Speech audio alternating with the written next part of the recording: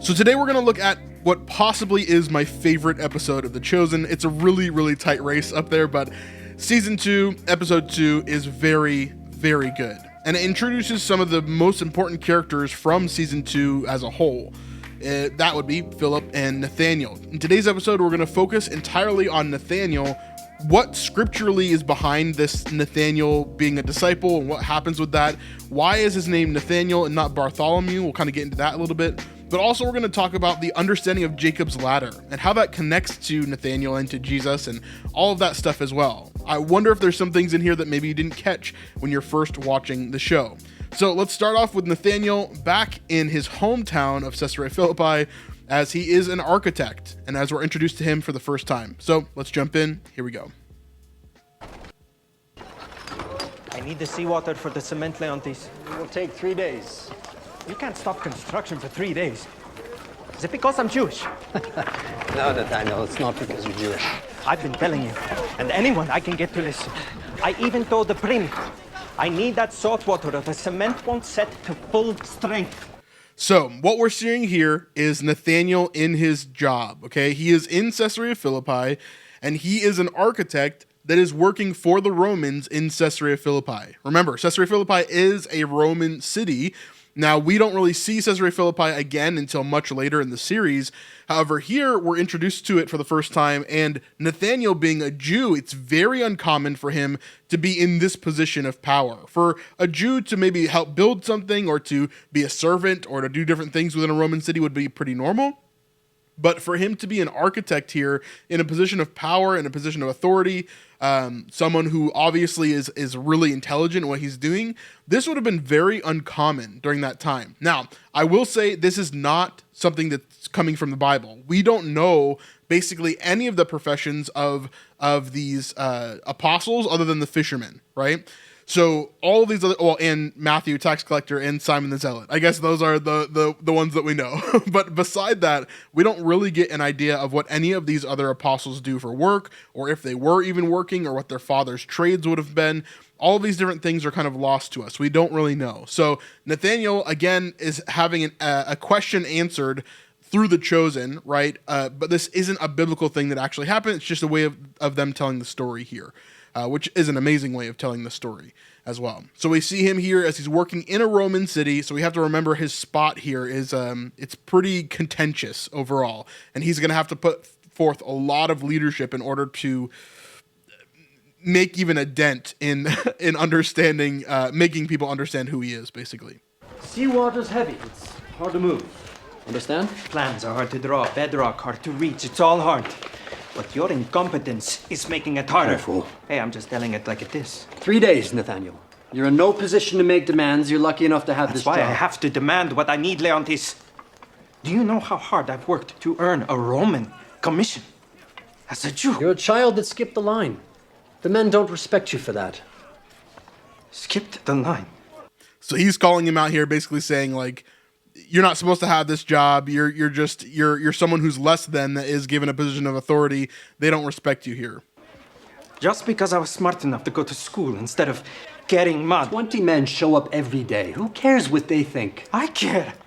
They need to share a They vision. need to each do their jobs.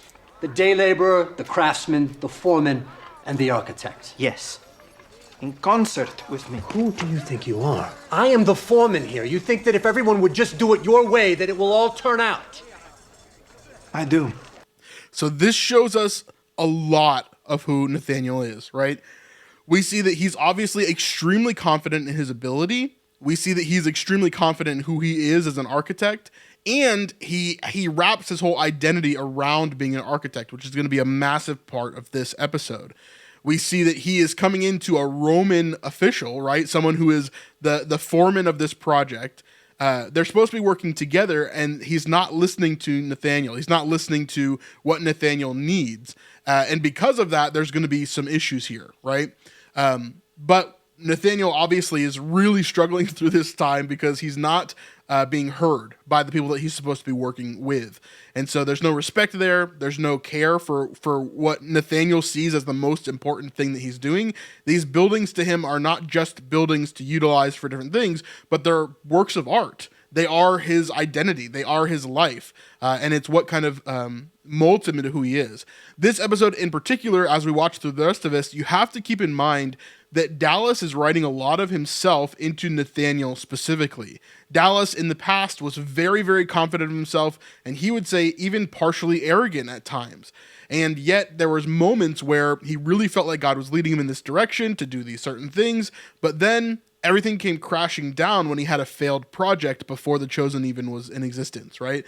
And so this character holds a lot of those same resemblances for Dallas in this episode here. So let's continue on, see what happens with Nathaniel. But we're seeing the heart of his character, which is overall arrogant. I would say definitely haughty in himself. Like he's very full of himself. He's very confident in himself, but also his identity is in his work. Whatever he's doing there is what he's really focused on overall. Well, people have their own ideas.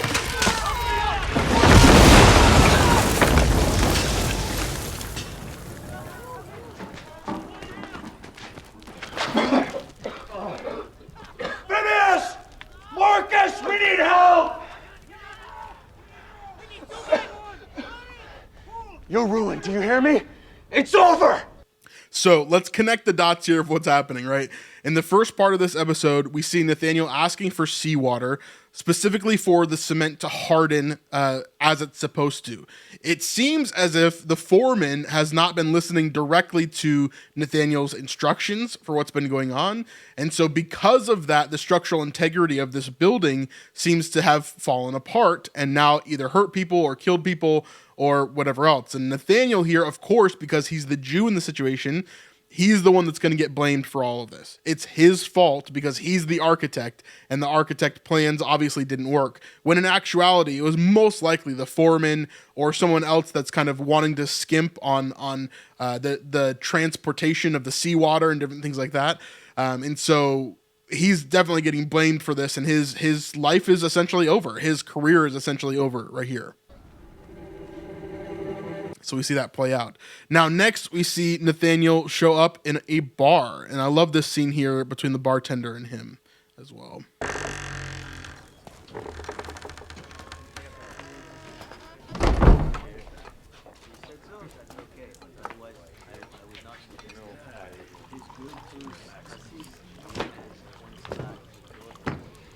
You're strongest and cheapest. Your strongest and cheapest. Obviously, he wants the strongest alcohol he could possibly have right now, but he also is recognizing he might not have any money for much longer.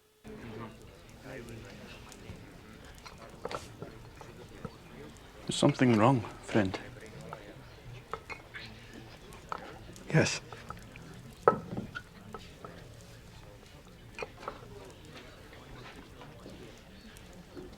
Did someone die? Yes. I'm sorry for your loss. Was it sudden? I think it was a long time coming for him. But it felt sudden. Tell me about him. So clearly he's talking about himself here. We'll get into that in a little bit. But he's talking about this death that he's suffered. This shows us a lot about who Nathaniel is, that his identity is wrapped up in his career and who he wanted to be or who he thought God wanted him to be. Such a good thing here. I will say this bar here, there wouldn't be like bars like this. As far as I know, we've talked about this a lot during season 1, especially, but as far as I know, there wouldn't have been like bars like this in the time of Jesus in the first century. There would have been places, I'm sure, where you would gather and you would drink and do different things, but I don't think there would be a place dedicated specifically to alcohol like we see today. However, here, I'm not sure if this bar is supposed to be a Jewish bar or a Roman bar, because there's parts of this conversation we'll get to in a second where he's kind of like hush-hush about like what he's saying in front of these people. But this guy clearly has an accent, the bartender, and seems to be Jewish, but it's hard to say. He was an architect. It was what he wanted to be his whole life. Sad. He came from nothing. Worked his way up. Loved God.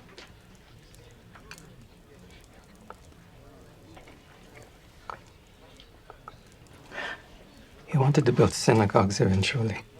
So like there, he looked around the room and he's like trying to see like who's in the room with him, right? Make sure there's no Romans. So he wanted to build synagogues eventually. He didn't want to just build Roman towns or just be an architect for being an architect, but rather he wanted to build for God, right? So let's get into that. I know that's not very popular around here.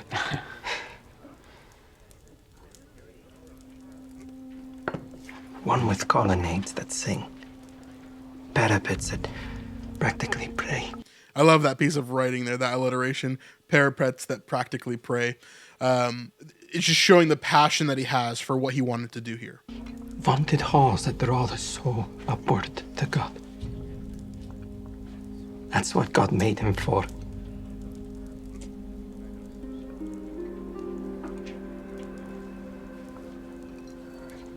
Or so he thought.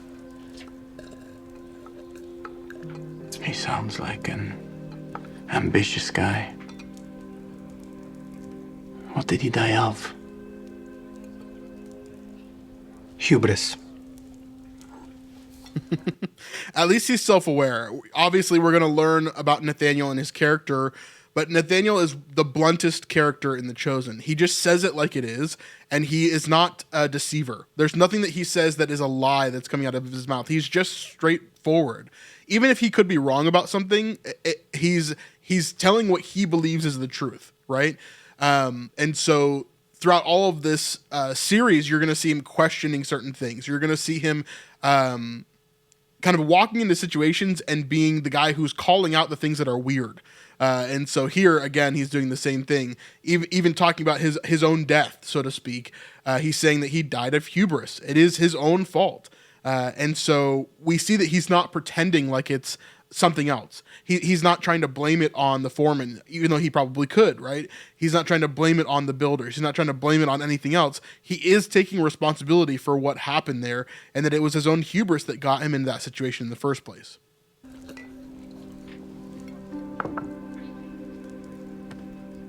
It's me, by the way. I'm the dead man in the story. So his language is not confusing, right? When he talks, he's trying to be as straightforward as possible. So at the end of that conversation, he had to clarify the metaphor that I'm saying. By the way, it's me. Like he just wanted to make that very, very clear. Yeah, I got that. So next up, we see him underneath the fig tree, which of course, if you know the story of Nathaniel in any way, you know that this is a massive part of his story here. Hey, real quick, if you're enjoying this video and you want to see us making more content just like this, then you can help to support us over at snipesupport.com. This is a great place where you can pledge $5, $10, or $25 a month in order to help us to continue to make this level of videos and keep on doing what we do. Oftentimes YouTube is fickle and sometimes it can be scary. Just last week we saw that the Brosen was completely banned from YouTube and then slowly reinstated over the next day or so. This was terrifying for us because if we get banned or our channel videos get taken down, that means that all the revenue from those videos and everything else is completely shut off for that period of time. And that could be a day or a week or a month, or in some cases I've seen on YouTube, years. And that's terrifying. So we want to be able to diversify and have you guys support our content in other places. Patreon is the best for this. So we'd love for you to go over there at snipesupport.com and sign up if you can. If not, no worries. But over on Patreon, you'll find extra content as well as our full live streams, which are often 3 hours weekly that we post only on Patreon. So anyway, let's get back to the video, but I wanted to thank you for your support and for even watching this video in the first place. Anyway, let's get back to it.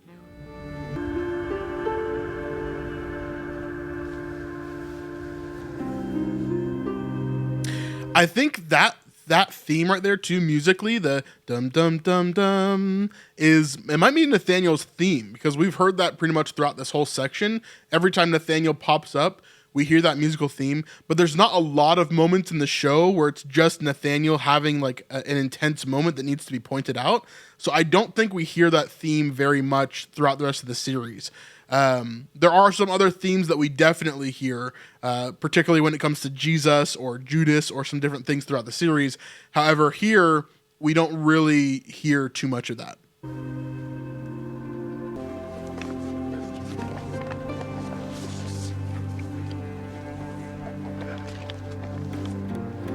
So these are the plans that Nathaniel had for the building that he was building, or these could be for a future synagogue of some sort. It does remind me partially of the synagogue that we see on the set of The Chosen. Not entirely. I'd say it's close, but not a perfect match for sure.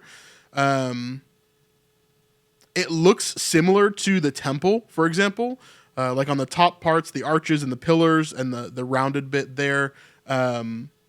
Some of the doorways and different things, the staircases, it looks like a synagogue. I can't tell if it is, though. I'd have to do some deciphering of the Hebrew maybe on here to see if that's a synagogue or if it's something else that he's working on or that he did work on, that maybe this is the building that crashed, different things like that. Not 100% sure on that.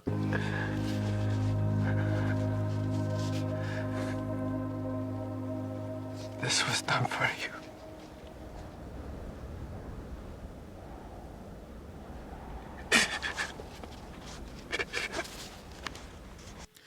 I will say, out of all of the actors in the show, I think Austin might be my favorite. And I've talked to Austin several times. I've never been able to do an interview with Austin before. But I've told him since I met him the first time in 2021 that he is maybe my favorite character in all of The Chosen. The way that he acts is just so good. Very different than his normal self, for sure.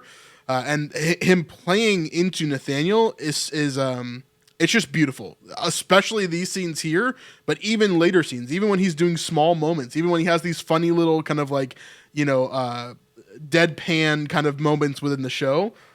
Man, he's so good. So good.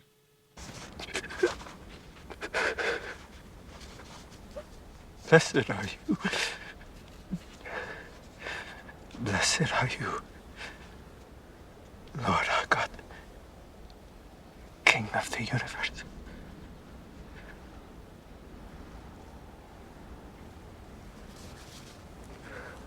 So he's really struggling here. Behind the scenes, actually, it's quite interesting because this is a very cold day outside. I know it kind of looks warm-ish, but actually it's like freezing cold. In between takes, they were like putting on jackets and stuff and like warming up.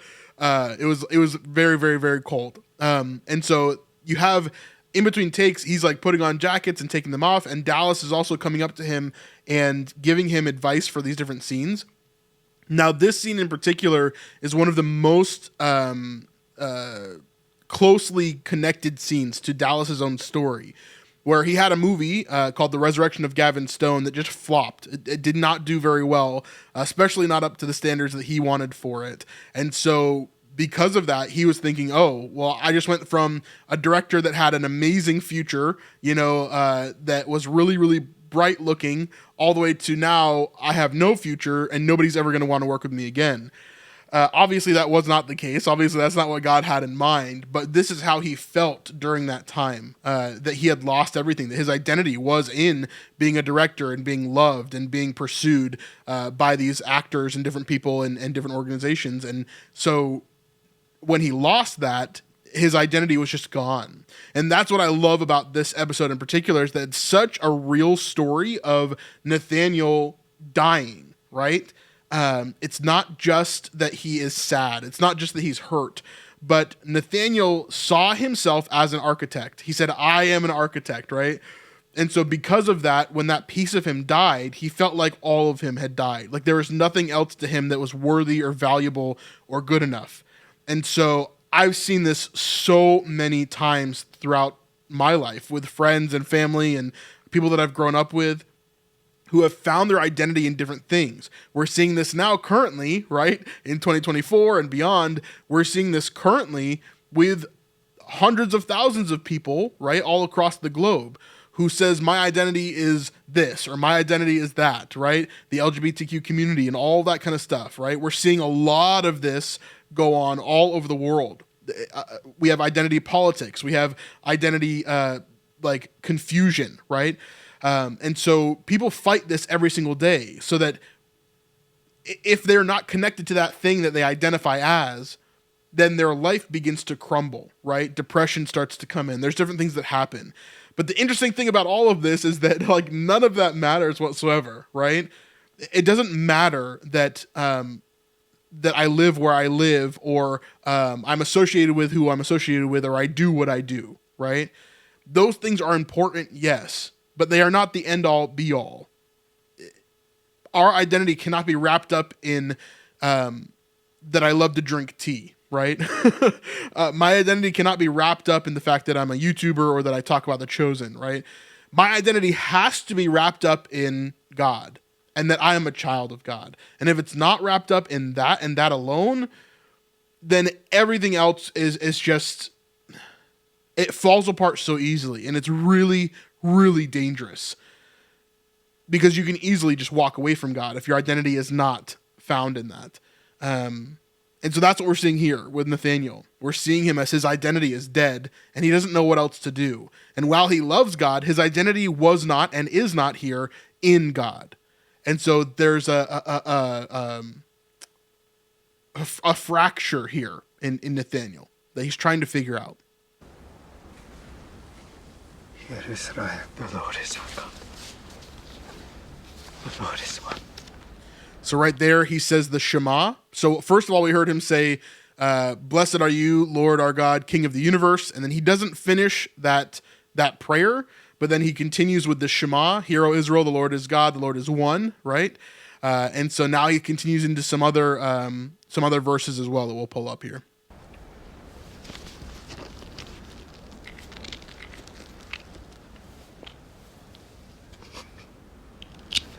Hear my prayer, O Lord.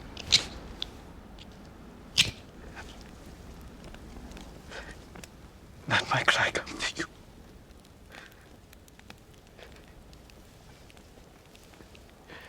Do not hide your face from me in the day of my distress. Yeah, this is some of the best moments from Austin, in my opinion. Now, what he's going into here is Psalm 102. Do not hide your face from me. This is a prayer of one afflicted when he is faint and pours out his complaint before the Lord. So someone that is sick, most likely. You could say that this is afflicted with an emotional distress, but I think this is most likely a physical sickness. But he's quoting this because obviously it connects to his moment there as well. We see a lot of this within the Psalms of people lamenting and people being hurt and crying out to God through that. And so he says, hear my prayer, O Lord, let my cry come to you. Do not hide your face from me in the day of my distress. Incline your ear to me. Answer me speedily in the day when I call. And of course, this goes on past what he says in the show, but it says here, for my days pass away like smoke and my bones burn like a furnace. My heart is struck down like grass and has withered. I forget to eat my bread because of my loud groaning. My bones cling to my flesh. I am like a desert owl of the wilderness, like an owl of the waste places. I lie awake. I am a lonely sparrow on the housetop. All the day my enemies taunt me. Those who deride me use my name for a curse, for I eat ashes like bread and mingle tears with my drink. So you can see how this person is so distraught, right? They're so caught up in what they're dealing with, and they're crying out to God out of pain and anguish and hurt. And that is what we're seeing here with Nathaniel.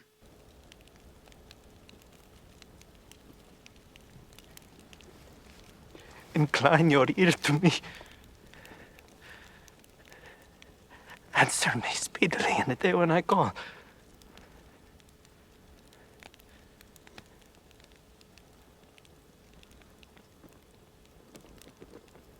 No. So he's expecting something to happen here, right? How many times in your life have you done this? Where you're stuck in a moment and you're like, God, I need you to answer now. In my mind, if you don't answer now, this thing is going to be broken forever and I'm never going to know what to do ever again, right? He is expecting God to answer him right then, right there. as he's reaching out and trying to figure this thing out, right? Yet God does not answer right there, right then. And so he's got to figure out what to do here. This is a grand gesture, right? He's taken his life's work, his architecture plans that he's just taken out of his bag. He's set them on fire, right? As an offering, as a sacrifice to God. And yet, even in that moment, God seems to be not hearing him. And so this really, really triggers him here.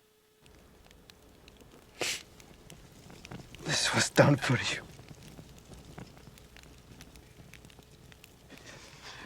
Do not hide your face from me. Do you see me? I love that cut there as it goes to a super wide cut. We just see the field and the fig tree, and then Nathaniel sitting under the fig tree, which of course is really important. But I love that wide shot, just showing there is nobody here. It's just him, right? Which of course we get to the nature of why that's important a little bit later. Now we see that play out. We also see a little scene right here. There's not really any dialogue in this scene, but we see as Nathaniel kind of mourns his death.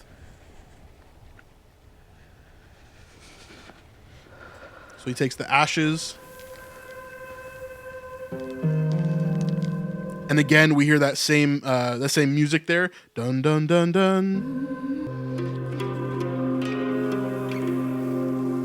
And so we see he does two things here. He spreads the ashes on himself, and he also pulls on his neck line there, on his robes. This is a little bit different than we've seen in other portions of The Chosen, but we do see this several times throughout The Chosen where someone puts dust on themselves or ashes on themselves, and then they rip their clothing, or at least symbolically rip their clothing. And this is a thing that Jewish people would have done during the first century and beforehand and afterward, where this is a sign of mourning, essentially. And so he is mourning the death of who he was. He is mourning the death of Nathaniel, which is really interesting here.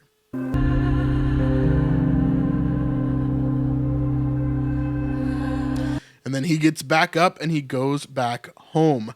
Now we pick up after Philip has already asked to go to Caesarea Philippi and to see Nathaniel. And that's kind of where we pick it up right here. Nathaniel.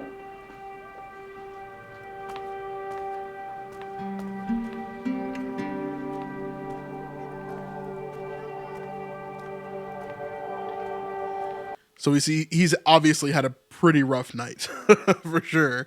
Definitely not his best look. Daniel. Daniel.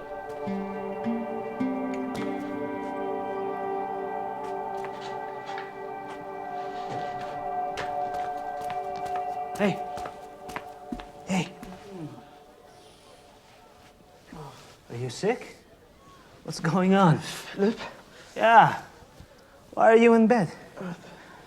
What happened, my friend? Are you okay? Sure. We need to get you some water.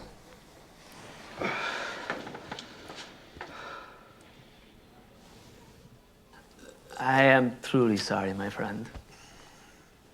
No one was killed. It could have been worse. I could be in prison. Still proud of you. I've lived through you at times. You know that? Through me. Yes. I'm living through you, man. I mean it. What part? Going to classes endlessly. Dealing with bureaucrats day in and day out. I skip that part. I mean the part about building something with your own hands. I had a calling.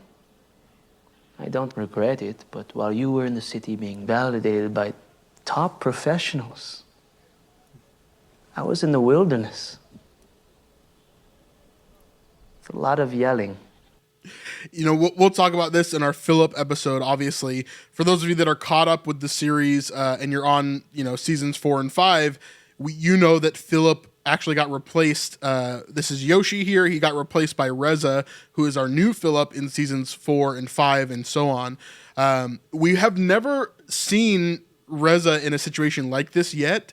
And so it's really interesting to remember what Yoshi had to do as Philip, and kind of imagining what if Reza had been in those positions, how would it have been? It's so hard to say because we really have not gotten very many lines from Reza at all throughout season 4, especially. And so in season 5, I'm wondering if we'll get more scenes of him actually having moments to react and to have connection points with these other actors, because we really have not seen that very much. So, yeah, just a quick aside, but if you do want to watch our video about Philip, make sure to catch that on the channel as well. That'll be coming out right after this one. But yeah, really interesting in my eyes. Absolutely. I don't deny occasionally being jealous that you had actual physical evidence to show for your efforts. A pile of rubble. You don't know what your impact was or will be. I have a good idea what it'll be. A cold day in Gehenna before they hire another Jew. So a cold day in Gehenna. Gehenna is equivalent to hell, right? So it's kind of that turn of phrase. It'll be a cold day in hell before this happens, right? And so he's being kind of blunt there, as he is as a character, but he's kind of a little bit pessimistic as well, I would say.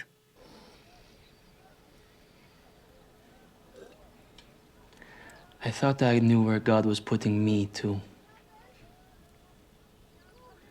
Yeah.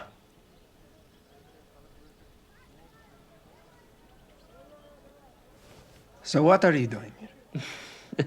I thought you were out making enemies all over the place. I'm about to make a whole lot more enemies all over the place. John sent me to someone new.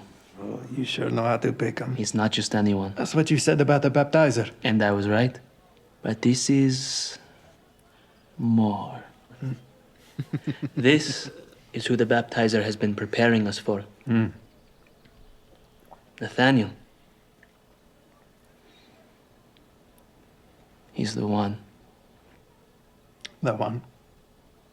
I love the writing here. Just the back and forth between Nathaniel and Philip is so good in this scene in particular. Really, really one of my favorites. The one who Moses foretold and the prophet said would come. And I love the tie-in to scripture here. Let's jump into that. John chapter 1, the very end of John chapter 1, we see that Jesus begins to call a whole bunch of different apostles, right? So we see our first disciples are called, which is, of course, James, John, Peter, and Andrew. And then after that, we see him call Philip, and then Philip helps to call Nathaniel. Okay, this is where we'll talk about the understanding of Bartholomew versus Nathaniel as well, because they're the same person here. So we see as Philip is called by Jesus. We'll talk about that in a different video. But then we see that Philip found Nathaniel and said to him, "We have found him of whom Moses in the law and prophets wrote, Jesus of Nazareth, the son of Joseph." Nathaniel said to him, "Can anything good come out of Nazareth?" Philip said to him, "Come and see." So this small kind of interaction here that we see in scripture was, of course, extrapolated in The Chosen and made for this whole entire scene, this section here. So we're going to see a lot of these moments here, and also the next moments as well as we get to Jesus interacting with Nathaniel as well. The what? The one. Jesus of Nazareth, son of Joseph. Nazareth.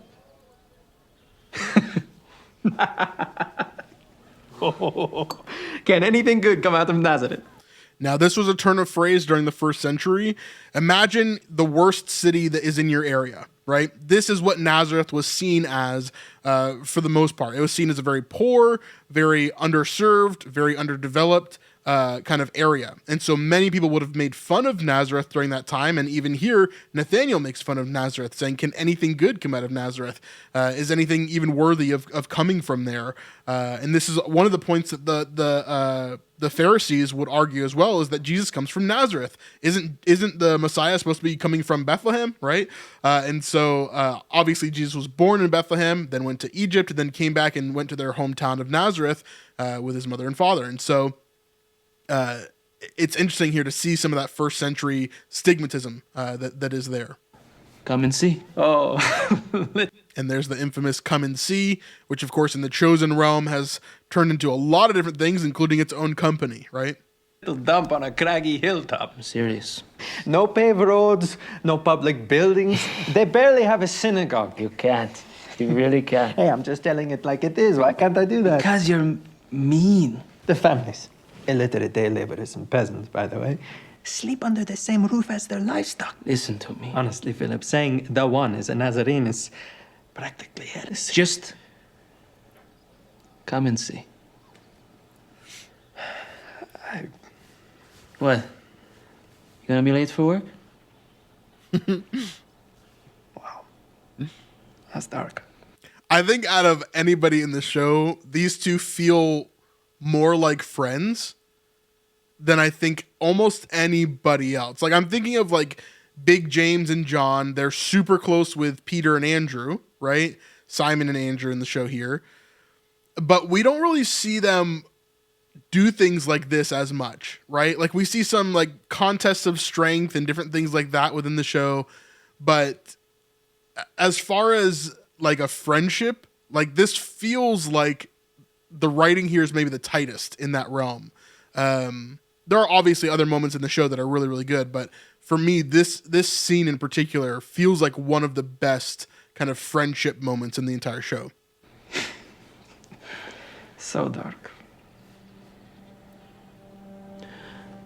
Your whole life, you've wanted to serve God, to meet the Son of God, the King of Israel. I promise you will not regret it. And if you do, I'll refund your misery. So Philip changes there from this kind of goofy, funny friend to a very serious kind of like, hey, this is for real. Like I'm actually talking about the one here, like the actual guy, he's here. And it's very serious for him, as it should be, right? And Nathaniel is deciding what he wants to do in this moment. But I know you. You don't mess around. You will want to join him. He's like no rabbi who ever has been or will be.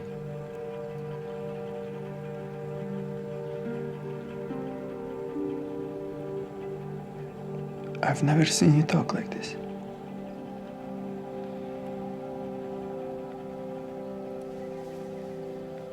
I'm still hung up on the Nazareth of it all.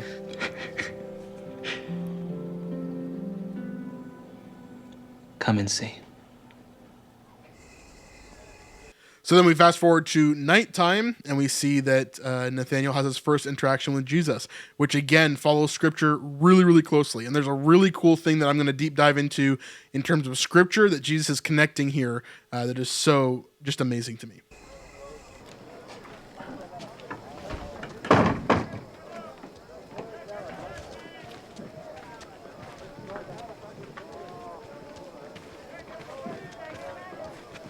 Rabbi, Well, this is a good night. Do you know who stands beside you there? this is my friend, Nathaniel. Yes, the truth teller. I'm sorry? Man is often deceitful. And Israel began with Jacob, a bit of a deceiver, yes? So remember that. We're talking about Jacob here. He's kind of making a connection between Nathaniel and Jacob. Yes. But one of the great things about you. Oh, real quick, let's jump back as well. The reason why Nathaniel is called Nathaniel in the Chosen, I think, is mainly because it's easier to say and because they wanted this connection with Philip. Nathaniel in scripture is also called Bartholomew in most of the other gospels, if not all of the other gospels. But within the book of John, he's called Nathaniel. And we can see that they're the same person, although we don't get a direct verse that's like Nathaniel, also called Bartholomew. We don't really get that. However, in the other gospels, because he's paired with the same people and Nathaniel is absent throughout all the rest of the apostles as they're labeled in the other gospels, it shows us that Bartholomew and Nathaniel are the same person. So within the Chosen, that is why he's an apostle here in his group. It's because Nathaniel is an apostle, but most of the time he's named by Bartholomew, not Nathaniel. Okay, now back to where we were with Jesus here. As you are a true Israelite, in whom there is no deceit. What did you say about me? What is this? How do you know me? Again, he's just calling it out here. What is going on here? He's being very blunt. How do you know me? I have known you long before Philip called you to come and see. Don't look at him, look at me. When you were in your lowest moment, I did not turn my face from you. So there's a couple of things that the writing does here, okay? First of all, it shows that Jesus knows Nathaniel, right? But some of those things could be explained, right? Nathaniel obviously is a friend with Philip, so Philip knows who he is. Philip could have definitely told Jesus what was going on, or who Nathaniel is, right? He even could have told Nathaniel or told Jesus about the conversation he's going to have with Nathaniel about telling him to come and see. So all of that can logically be explained, right? So Nathaniel isn't really sold at those two things. But the writing puts them in there because it's really important for us to have a baseline of how Nathaniel is going to react to these things, right? He says, "How do you know me?" Because he's taking at face value that Philip isn't lying to him. That he's saying, I haven't told him anything, right? That Philip isn't lying to him in that. Although logically, he could be thinking, I think Philip probably told him because there's no way that this guy could know. However, now Jesus is going to go into something that he can't know, that Philip doesn't know, right? That nobody could have told Jesus. And so this is the thing that really brings Nathaniel over and shows him that this guy is not just a teacher or a prophet. Well, at least he's not just a teacher. He's not just a normal guy. There's something different about him, right? I saw you under the fig tree.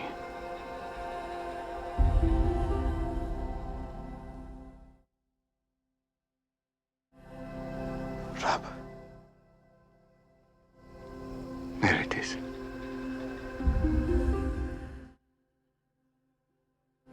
You are the Son of God, the King of Israel. Love the music here as well. So good. Let's get into the scriptures again. Go back to John chapter 1. We see that Jesus saw Nathanael coming toward him and said of him, "Behold, an Israelite indeed, in whom there is no deceit." Basically, all of this is added into the dialogue in The Chosen. Of course, we just have extrapolated more of the conversation throughout to make it a little bit more watchable, right? Nathanael said to him, "How do you know me?" Jesus answered him, "Before Philip called you, when you were under the fig tree, I saw you." Nathanael answered him, "Rabbi, you are the Son of God. You are the King of Israel." Now, this is obviously a huge revelation coming from someone who has just met Jesus. He's not just calling him a prophet.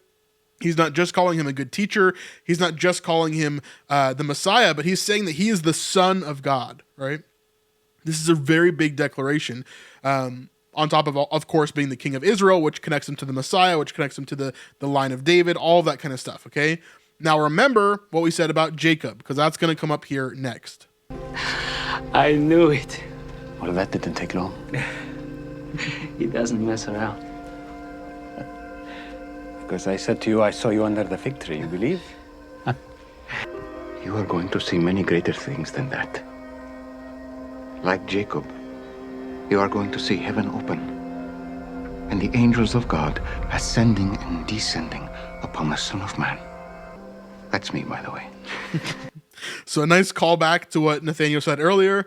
That's me, by the way, right? When he was talking to the bartender. And of course, this connects to scripture here.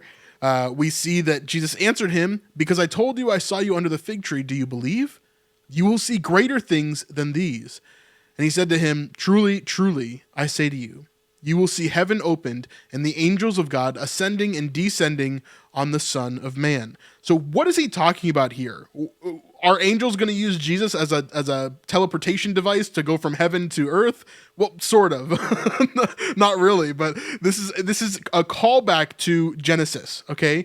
So let's talk about Jacob. Who is Jacob? Jacob was a bit of a deceiver, right? Which is what Jesus says here. But also, he was obviously Israel. He was the founder of the nation of Israel. Jacob, his name is changed to Israel, and then his sons become the tribes of Israel, right? And so obviously he's an important figure, but we see this in Genesis 28 as Jacob is going to find a wife, essentially. He has this dream that happens in chapter 28, verse 10, and so we see this here. Jacob left Beersheba and went towards Haran. And he came to a certain place and stayed there that night. Because the sun had set, taking one of the stones of the place, he put it under his head and lied down in that place to sleep. And he dreamed, and behold, there was a ladder set upon the earth, and on top, and the top of it reached to heaven. And behold, the angels of God were ascending and descending on it. And behold, the Lord stood above it and said, I am the Lord, the God of Abraham your father, and the God of Isaac. The land on which you lie I will give to you and to your offspring.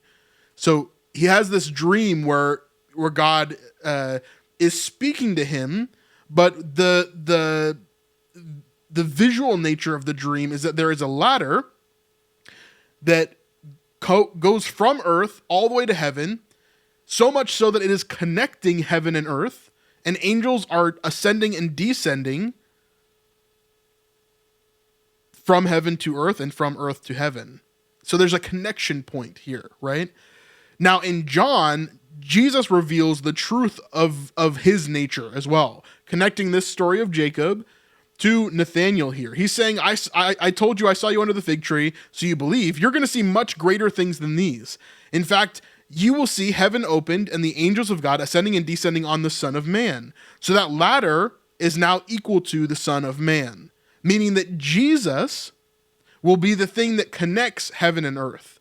He will be the pass-through. He will be the way, right, from heaven to earth. And so this is such a cool connecting point here, as he's showing that the connection point is Jacob equals Nathaniel, right? So Israel equals Nathaniel. Nathaniel is an Israelite. He is Jacob. And then Jesus is the ladder. He is the connecting point. And so what is Nathaniel going to be a witness of? He's going to see Jesus himself become that connection point. And how does that happen? Through the cross. And so it's just a beautiful moment of teaching here, not only through what Jesus is saying, but how the connection points work between Genesis and John chapter 1, and what Jesus is actually saying here, that he is the connection. He is the thing that he is the way. As he says in John chapter 10 later on, right? He says, I am the good shepherd. He says that I am the gate to the sheepfold, right? And so like that is who Jesus is. That is his role. And he's revealing that to Nathaniel within the first few minutes of the meeting, right? It's such a cool connecting point there. And of course, that's pretty much the end of this section here, but let's watch out the rest of it. Yeah, I got that. Good. I know you like to be clear. Rabbi! That's pretty much the end of that. They just get called over to another section, I believe near Assyria or something like that, and then they do the next episode, which of course we'll get into a little bit later. But let me know your thoughts on this episode. Let me know your thoughts on Nathaniel. Definitely, if not my favorite, one of my favorite characters in all of The Chosen. So well written, so well done. He has so many amazing moments throughout the series, and this is probably my favorite introduction to a character that we have in the show. Maybe. There's a few other really good ones, but we'll continue from there. Anyway, we'll see you guys in the next one. Peace.